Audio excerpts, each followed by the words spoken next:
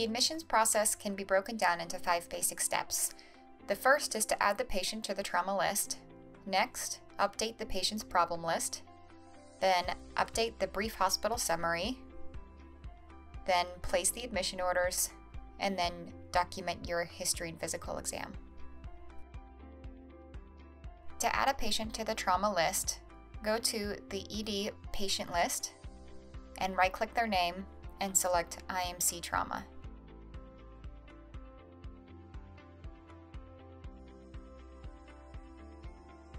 The problem list is one of the primary methods in which we communicate patient information between team members. The problem list is constructed in a way that makes it easy to read, starting with the most important and critical diagnoses the patient has, and these typically start with this HCC code. You then group like diagnoses together, and at the very bottom is the mechanism. If you don't assign a number to this, then it will always stay at the bottom. Please make sure that you have this selected here where it says this visit and chronic. And both of these should be highlighted for every diagnosis regardless of its true chronicity. Try to be as specific as possible when putting problems into the problem list. For example, if I type rib fractures, there are a couple of ways in which this can be further specified. If you click on this icon here that says priority, you can select across which ones make the most sense. So we'll say multiple fractures of the ribs, we'll say right side, closed. And then either you can save here or you can edit the name down here. To edit the name after you've put it in, left click on the problem, select modify, and then you can add more details such as right 4 through 8 rib fractures. The brief hospital summary is put under this hospital course tab, which is under the manage tab of your trauma workflow. The dot phrase is .trtid. When you admit a patient, make sure to fill out just a brief short one-liner for the HPI and then the following details. The easiest way to calculate your RAP score is to go to the iTrauma website and select this RAP score calculator.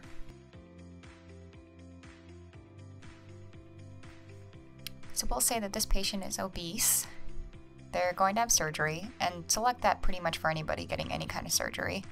Then they have brain injury, chest injury, pelvis injury, middle-aged. That gives them a RAP score of 15, which puts them at high risk for VTE. In this case, you would want a chemoprophylax, and if you can't chemoprophylax, then you'd want to order the Trauma Duplex Ultrasound series for our high-risk screening protocol. If the patient has a RAP score between 5 and 6, then you do need a chemoprophylax, but you do not need to order the duplex ultrasound, assuming you are unable to chemoprophylax. If the patient has a RAP score that is less than 5, then they need neither VTE chemoprophylaxis nor the screening duplex ultrasounds.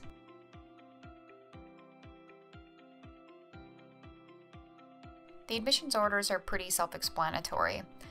Just remember to get these admission order power plans from Scott Gardner, as shown in a previous video.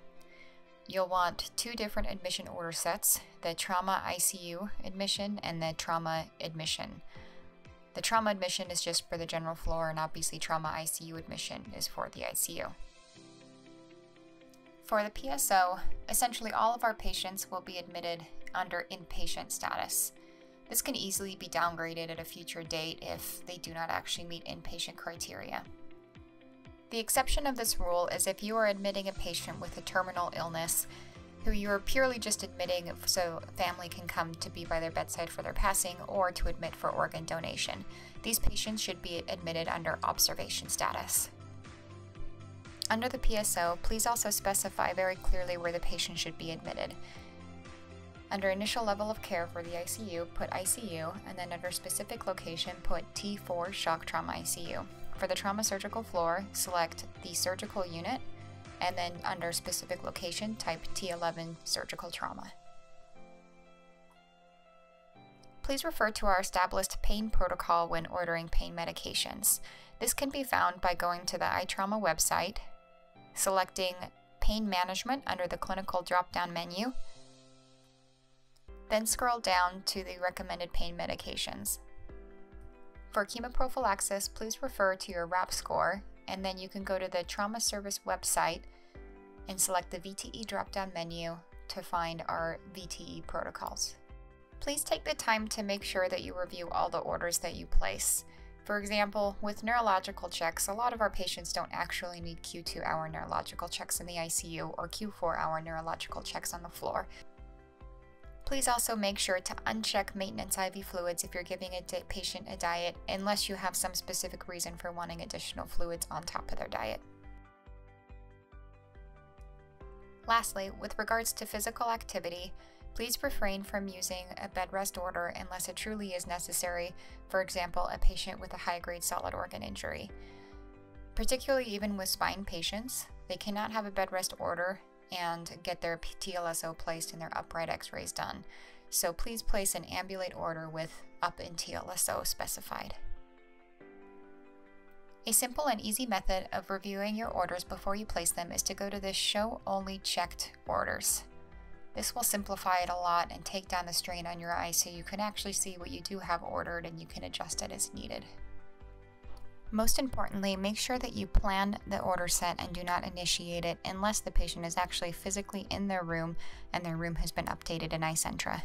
Complete the admission medication reconciliation if the pharmacist reconciliation has been completed or if you are confident of the patient's home medication regimen.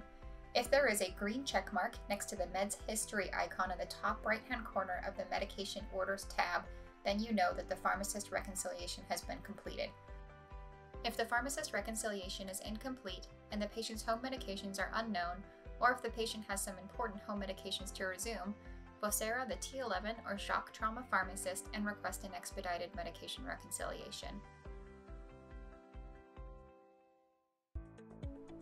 The template for the H&P is located under the Manage tab of your trauma workflow. The dot phrase for your H&P is .trhp.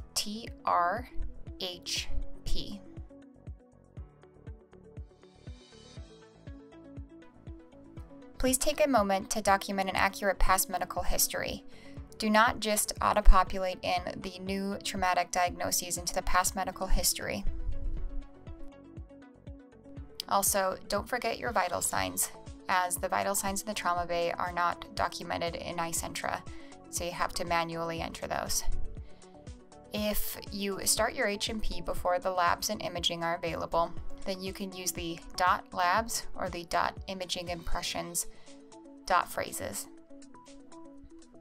Under your assessment and plan, you can group like diagnoses together with a hashtag before each one with a similar plan.